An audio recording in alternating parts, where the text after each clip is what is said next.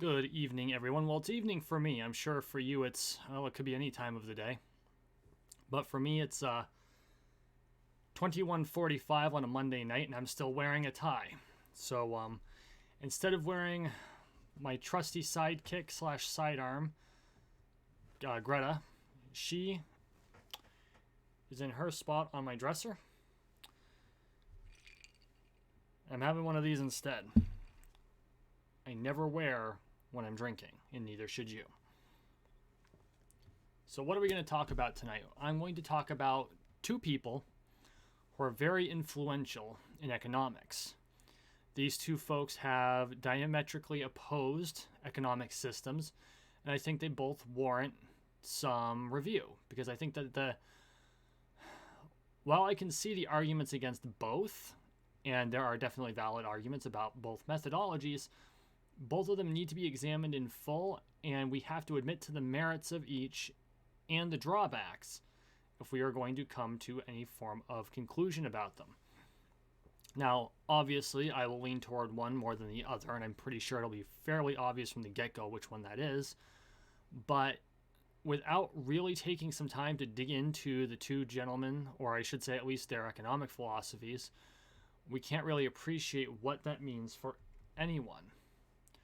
So, who am I talking about? Well, the first person I'm talking about is Ludwig von Mises, who is an Austrian economist. He lived between 1881 and 1973, dying at the ripe old age of 92. He was born in the Kingdom of Galicia, I think I pronounced that right, in Austria-Hungary, which is now part of Ukraine. So, the Austrian economic theory states that the freer the markets, the better things are. And it really kind of pushes toward a laissez-faire capitalism structure. Ultimate laissez-faire, as in there are no restrictions. And it's all free market all the time with no regulation. Juxtaposed against that are the works of Karl Marx, who I'm sure you've all heard of, probably ad nauseum at this point in your lives if you're over the age of 15.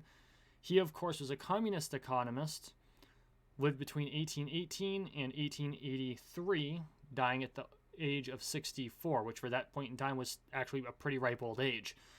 Considering medical science at the time and what he died of would be curable today, I believe, but definitely wasn't in the 19th century. And he was born in the Kingdom of Prussia in the German Confederation. So, communism, of course, and socialism by extension, is the exact opposite of Austrian economics. So whereas Austrian economics believes in completely unfettered capitalism, communism believes that economies need to be planned. It's kind of state-centric. Some sort of an overarching body decides what gets produced. The means of production are owned by the state. And he states this in a Communist Manifesto. They're owned by the state, which is theoretically operated by the people. And so this being in direct contravention of laissez-faire capitalism, and both are globalist mindsets when they put them forth. Both envisioned an entire world that operates under their mindset, not just individual nations. So that is important to note too. I believe it would be a really good idea to compare and contrast what these two mindsets are, at least from what I have been able to gather from the works I have been able to go through of theirs. Obviously, laissez-faire capitalism is something that I've studied at length. I actually wrote several fiction books based on in a world with that system, and I explored both the benefits and the drawbacks of that system. That'd be the Dead World series. I think there's still a couple of copies hovering, just out there on Amazon, but that was back when I was in my ANCAP phase, and I'm sure you can see that I've moved from being an ANCAP, but I'm definitely more in the Mises field range than the Marx range, way more. But I do believe that this warrants exploration, and to be fair, socialism does have benefits, at least in theory. Just like laissez-faire capitalism has a lot of benefits, at least in theory. But theories are treacherous things.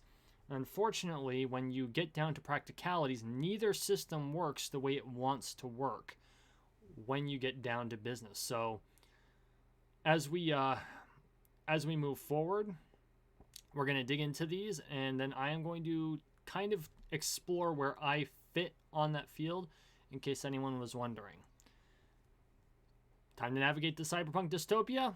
This is the Julien McBain Show.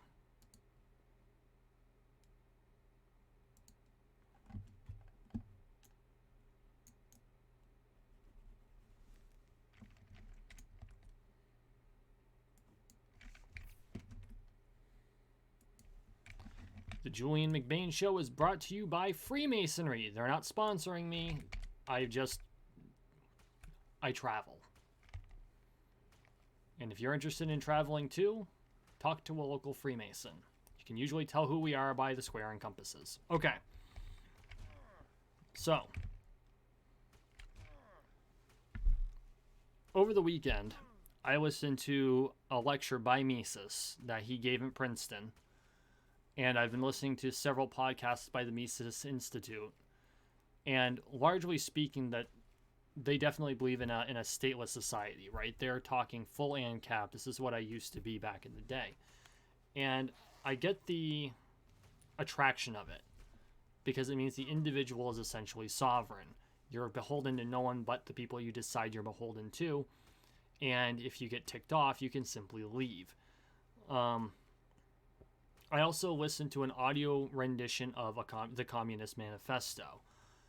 And so listening to it, really starting to understand what the basis for Marxist theory is, actually lets me see the parallels to various neo-Marxist theories that have cropped up in recent times. And I'm not going to use it in the stereotypical postmodern neo-Marxist amalgamation that I know that has become quite popular, although I have plenty of ruminations on that. That is not the basis of what I'm going to do today. So really, what is laissez-faire capitalism versus socialism? And I know there's a lot of crossover because a lot of the political philosophy follows the same lines for each one as their economic theories. But realistically, socialism and capitalism are just economic theories. That's all they are. And contrary to popular belief on both sides, neither existed really in any true form before the 1800s. See, classical economics worked off mercantilism, which had its own mixed form of economy where it was very protectionist. It was classified as a zero-sum game where, in order to win, your nation had to be building more wealth than the nations around you by having, instead of a deficit, a trade deficit, you had to have a trade surplus. That was always the goal. And of course, economies are far more complex than that, but back then they weren't. At least not nearly as complex as they are today. Because today, there are innumerable factors that affect the economy, whereas back during the Middle Ages, during feudal era, every manor was basically self-sufficient. And they had to be, because we didn't have refrigeration. And so as we moved out of the feudal era into the industrial era, and as serfs were freed, which was an artifact of the feudal era that was never really supposed to exist. And I'm going to get into feudalism here in a little bit when we get to the analysis between capitalist societies or ANCAP societies versus a communist society, which are basically linear opposites. The idea is that because you're self-sufficient, anything that you can gain by trading away without having to take more in than you put out is how you gain wealth. And to a certain extent, that's true even today. But because of the varied nature of goods today as compared to the Middle Ages, it's so much more complicated and there's so much more to it.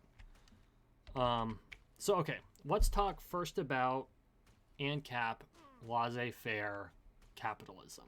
And I'm going to stick to laissez-faire as opposed to ANCAP because you can have laissez-faire and still have a government. It's just not going to be very powerful. Here are the benefits to it.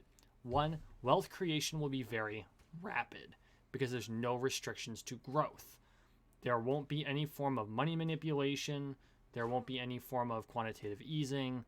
When things are good, they boom. And even the most destitute among us can find that niche where they can build a booming corporate empire. The drawbacks to laissez-faire capitalism is that it tends to run the boom and bust cycle really, really hard. When times are good, they're great, and when they're bad, they're terrible. And the problem with the bad times is people fall through the cracks. In true laissez-faire capitalism, there's generally no social safety net because the means of production are 100% owned by individuals, by the companies, or individuals and companies, shareholders, etc. And generally taxation is either low or non-existent. Without taxes, of course, you can't fund social programs. When I was in my 20s, I actually adhered rather hard to this particular philosophy. I felt that if you could work, you worked, you did what work you needed to do, and you got the job done, and you earned yourself a living. And if you didn't work, you simply starved, and that's on you. Now, if you couldn't work, I did make allowances for that, but I felt it was more the responsibility of your family than it was the government to take care of you. Now, of course, when you're in your early 20s and you don't really have a good grasp on the world, you can think very purely about things. And I think this is why most of your ANCAPs that I've met, and I'm talking like the majority, I'm not saying that all of them, because obviously there are going to be people from both philosophies all the way up and down the age demographics, but most of the ones that the most puritanical when it comes to the two major philosophies of like your ANCAPs versus your tankies, or your ANCOMs or tankies. And no, those are two different things. Those are two different things. ANCOMs and tankies are two totally different things. Tankies are basically Stalinists, from what I can gather. And if there's a tanky out there, correct me if I'm wrong. Maybe you're more Maoist, but it's where it's deeply authoritarian, whereas ANCOMs believe that there should be no government, but everyone should share and share alike just by social agreement. ANCAPs, of course, are anarcho-capitalists. So they tend to be younger, because as you grow older, you tend toward growing more moderate. This is not universal, but from a demographical standpoint, you'll notice the older you get, the more moderate you get. This happened to me. I moved from being ANCAP to being classically liberal. So, and now you know where I sit.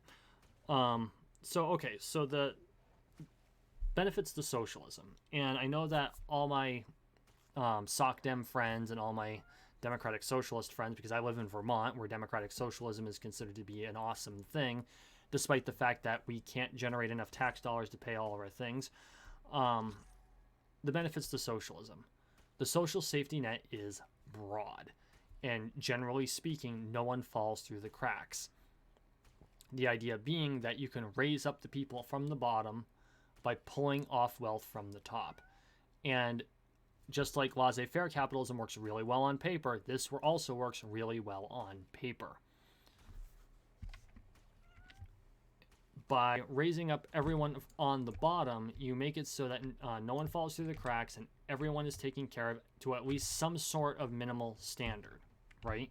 That's the idea.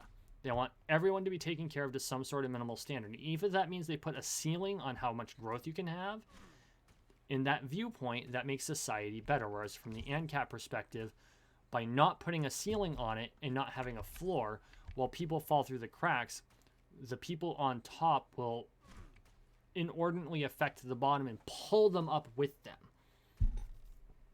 Much like being an ANCAP has its downfalls and the reasons it won't work, socialism does too. The problem with putting a ceiling on growth is the fact that you actually stymie any attempt at growth. When you say, okay, you can win within this range of zone, once they reach that peak, they're going to stop trying. And when you stop trying, even in a socialist system, if people continued to try, they'd eventually move the ceiling up a little bit while dragging the floor up, because there's going to be a lot of weight on the floor. And I'm not saying that to be cruel. That's just the way it works. That's the way the Pareto principle works. This is a natural law. They will pull the bottom up with them because more wealth will be generated at the top, which can filter down to the bottom. But in practice, they're going to say, oh, I reached the ceiling. I'm done. And that's basically what happens. The other thing is governments are notoriously awful at planning for economic cycles, which is why in socialist and communist countries, there are going to be ridiculous surpluses of items that they thought people would want and didn't, and shortage of things that people did want and they didn't plan for. So, give me just a second, guys.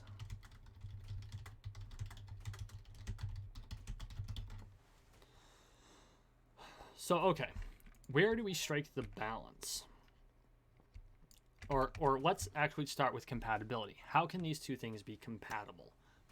Because on their face, they're not. They're completely they're completely opposite, linear opposite ends. Because laissez-faire capitalism is very much into the libertarian right, whereas communism is very into the authoritarian left. And yes, you've got the polar opposites, where you've got anarcho-communism, where everyone shares, but there's no government, which sounds great, but I've never heard of it ever working, kind of like laissez-faire capitalism. And then on the opposite end, you've got what most people call fascism, but actually has never been done. From an economic standpoint, fascism is actually more economically centrist. And I'll get into that whole spiel in a different video. I did 12 years of research into the 20th century and totalitarian regimes in the 20th century.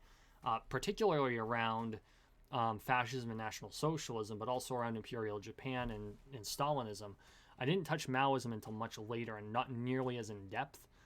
And I can totally see why each one had its attraction to people at the time when they did it, even though the results for all of these systems were categorically awful.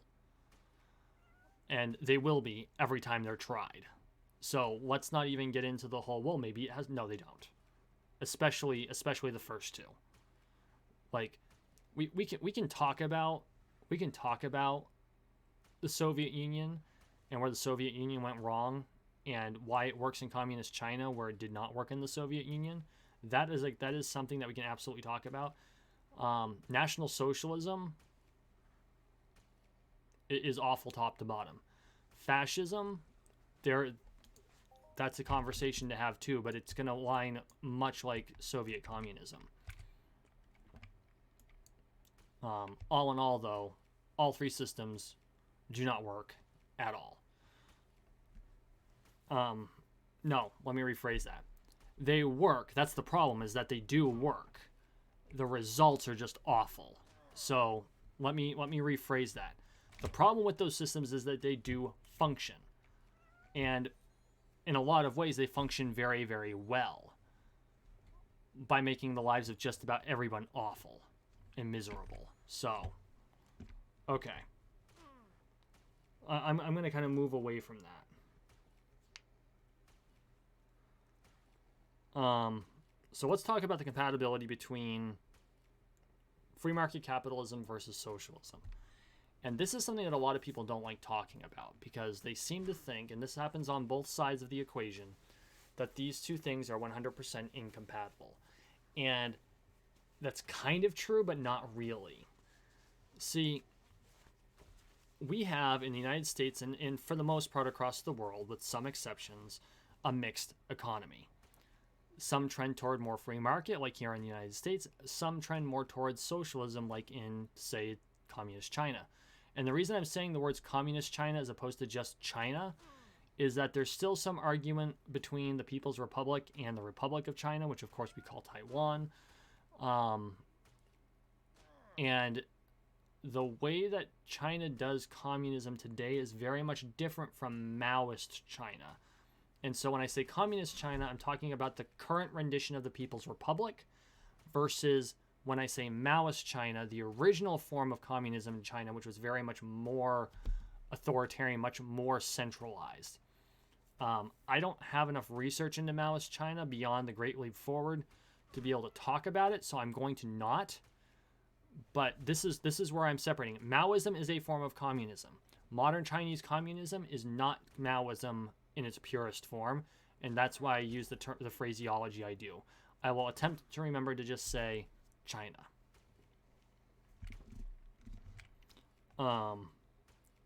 So, okay. We all have mixed economies. It's just depending on which way do we lean. And the question is always, well, socialism and capitalism are completely incompatible, and this is totally incorrect. Kind of. See, socialist nations can deal with each other in a capitalistic fashion. And I know a lot of people on the socialist side will call that state capitalism, which is a very ironic thing to say, but it's because socialism generally tends toward globalism. They want everyone to be on a single ruling power for the whole world. And I can see the attraction to that. There's the Star Trek in me sees the benefit to this. But realistically, there's so many different cultures. The methodology that is often put forth by socialist systems wouldn't necessarily work.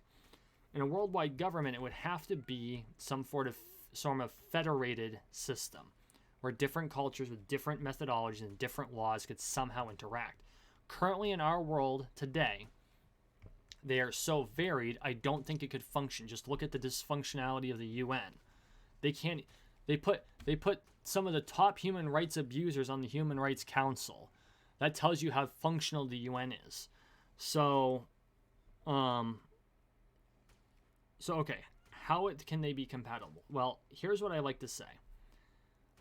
In an anarcho-capitalistic environment, you can have socialism or communism. In a socialist environment, you cannot have capitalism.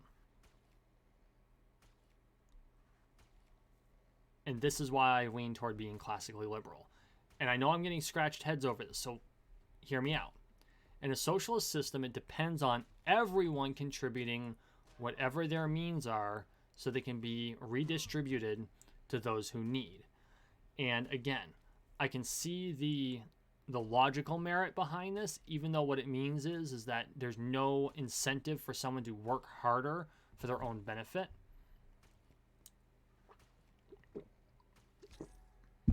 And I can already hear my friends in the socialist sphere screaming, that would disagree with me on this, and I'm up for the debate.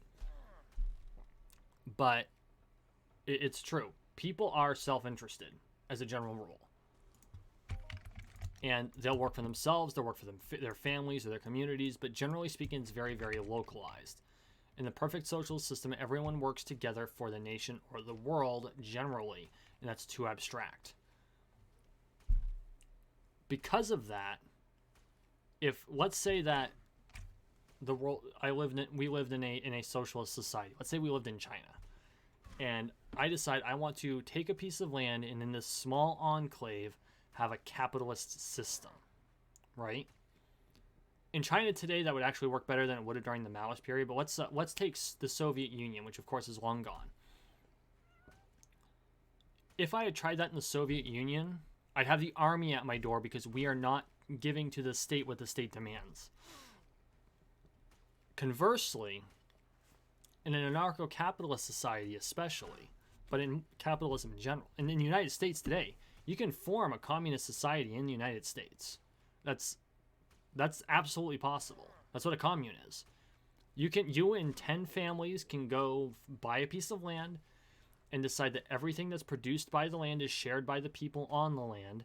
And when one of you gets sick, you all contribute to the restoration of that person's health. That is 100% legal in the United States. It's 100% legal in most capitalist countries. Feudalism is still legal in the United States today. I see y'all scratching your heads, but I'm serious. I, as a person, and actually I did this on a lark, I can form a feudalistic manor using the tools that created feudal manners in the Middle Ages with the same structures, and as long as the people who lived there voluntarily did so, I can't force them to stay. But as long as my tenants, not serfs, tenants, because that's what feudalism is, it's a relationship between lord and tenant, or landlord and tenant now, which is why current apartment systems are actually an artifice of feudalism. Although back then it was much more, I take a cut of your crops and you owe me 3 days of labor on the roads. Currently there's one place that is still generally feudalist in nature. They've intermixed some democracy in it, but that's the island of Sark in the Duchy of Normandy. It's part of the Jersey Isles. It's a really interesting place to go talk about. So I'd heavily recommend that you go read up on it.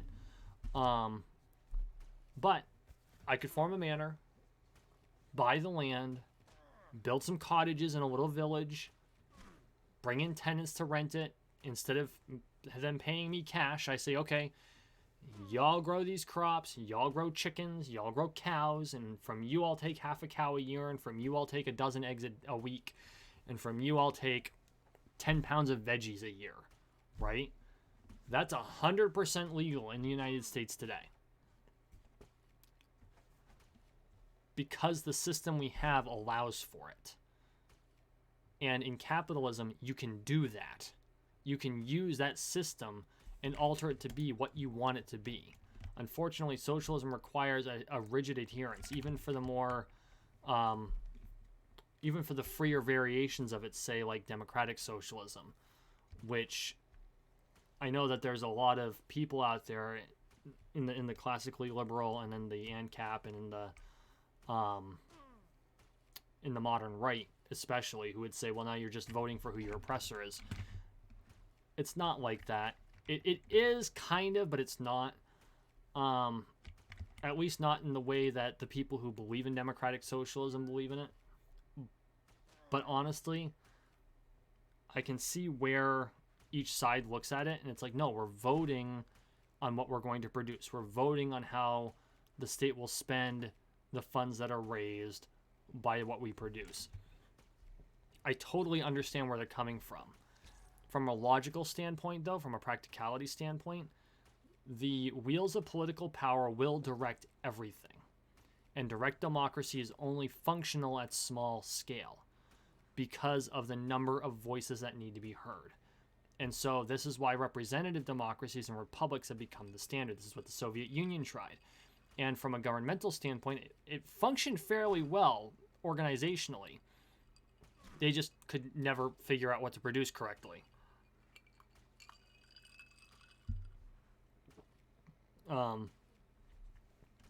So here is where we get into the point of why I prefer Mises over Marx.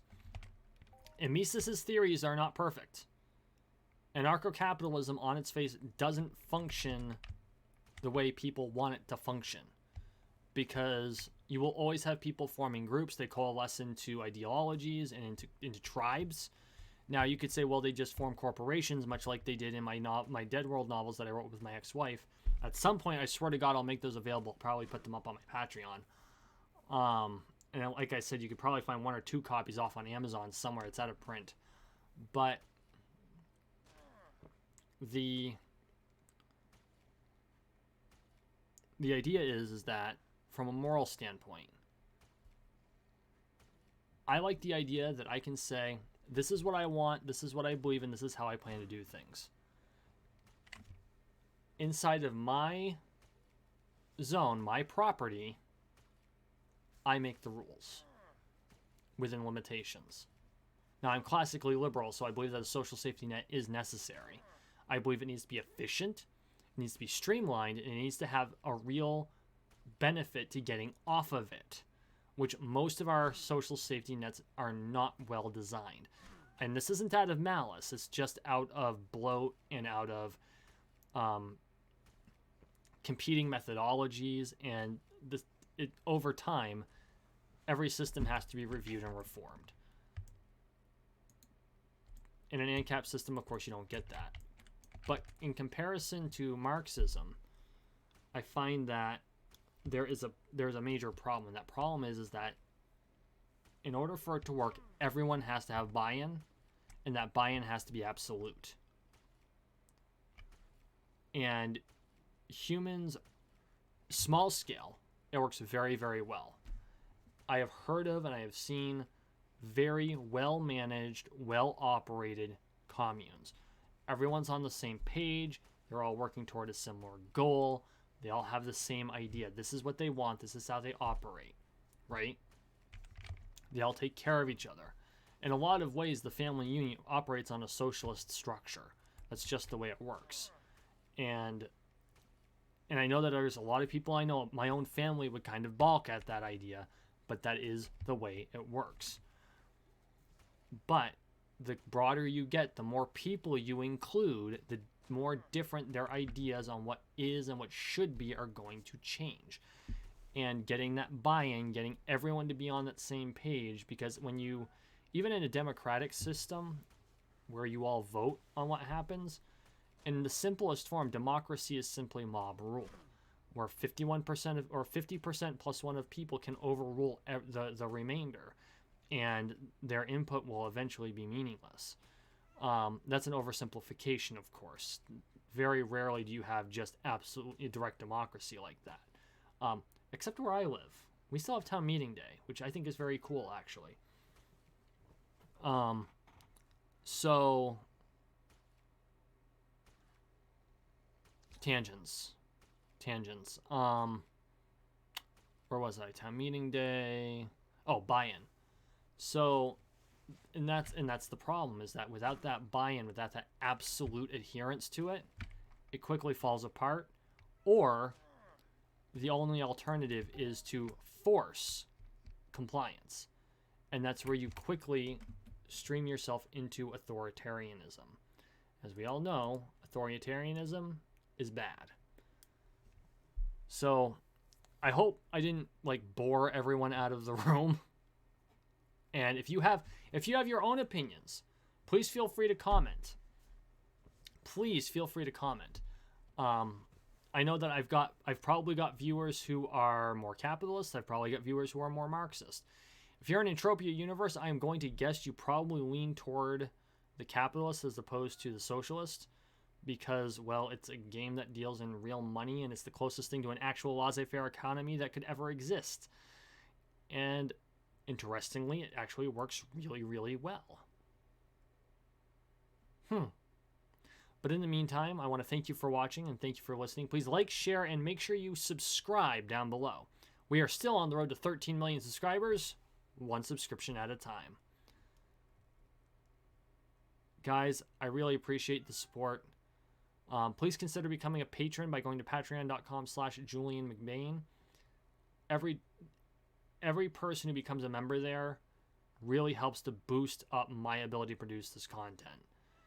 And I am working on some exclusive content that will be to patrons only. I'm actually, before I overcommit to one platform, I am exploring some alternative platforms to Patreon that I might transition to before too long. Mostly because of some of the drawbacks to Patreon. Some of their policies and the way they keep altering them is kind of making me a little nervous. So I'm going to kind of look through everything and decide what I want to do there. There are alternative platforms. I will make a final decision ere too long. In the meantime, have a good night.